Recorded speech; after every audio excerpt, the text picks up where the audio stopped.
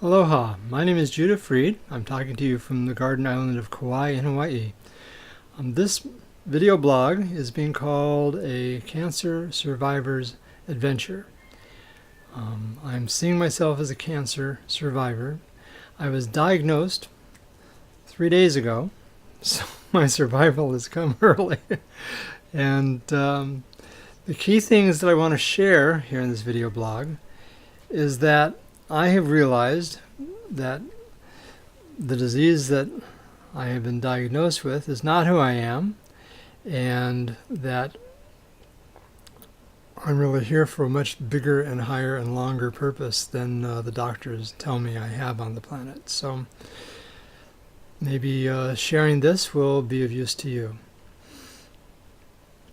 The disease that I've been diagnosed with is called kidney cancer. And I have a tumor currently that is about the size of a softball in my left kidney, and it's affected some other areas down there. And so in about a week I'm going to go in for major surgery, and it's going to be removed, and they're going to do a biopsy, and then we'll look at treatment options.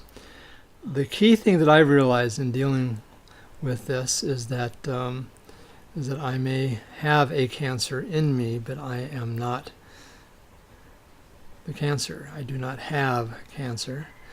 Cancer certainly does not have me, and I am not my diagnosis. The other thing I've realized is that I have to really make some fundamental changes about how I operate in the world. I've been looking really closely at the toxicity in my life. I eat organically and healthy, and so I don't really think that that's it. We do have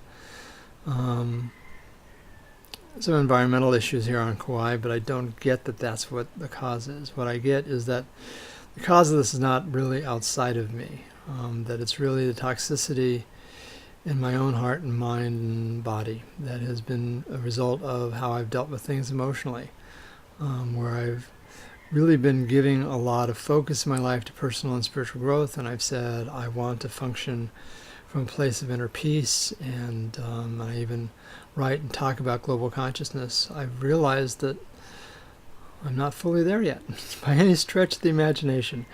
And what I've have to deal with is that I can't just simply talk about this stuff, and I can't simply just, pretend that things are business as usual. I have to honestly and truthfully just really deal with it. When I came home after the diagnosis on Thursday, I looked myself square in the mirror, and I told myself, you can't give this change that you have to make lip service. You have to really fundamentally change the way you live and the way you think and the way you feel. You've thought that you had time to do this gradually. Now you don't. Now it's life and death, life or death. So I'm going to choose to live. I am choosing to live. The doctors tell me that the average life expectancy for someone with my diagnosis is 5 years. Maybe 5% of the people with my diagnosis live 5 years. The average life expectancy is 1 to 2 years. Well, I'm not the numbers. I don't have to have that limit or define who I am or how I live in the world. What I need to do is I need to really fundamentally face, what I do and how I do it. Example, after the diagnosis, my wife and I had to go to one of the major big box stores to pick up some supplies that we had already planned to get. And as you can imagine, I was pretty shaken, and so I left a printer cartridge, computer printer cartridge in the cart when I loaded the car. Well, when I went back the next day to get it, Lost and Found had logged in that it had been found in the cart, and they gave me a replacement.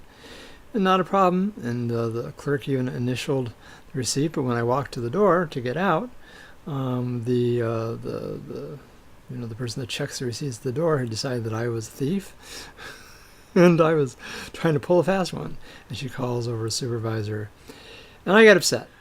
What I realized as I drove home was that anger response is exactly the toxicity that's helped me get sick.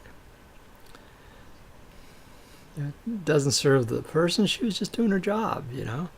So these are the kind of changes I'm going to be making, and these are the sorts of things I'm going to be talking about in this video blog, and also the, the actual physical adventure ahead, which, I don't know what's happening. I'm calling on all the spiritual healers that I know, asking them to help me now and during the surgery and in the months ahead. I'm calling on nutritionists, I'm calling on body workers. I'm just pulling out all the stops, and I'm not ruling out the conventional stuff, but I will, certainly look at it seriously. I'm hesitant to poison my body in the name of getting well. So, doing a lot of research. I'll share some of that research as we go along.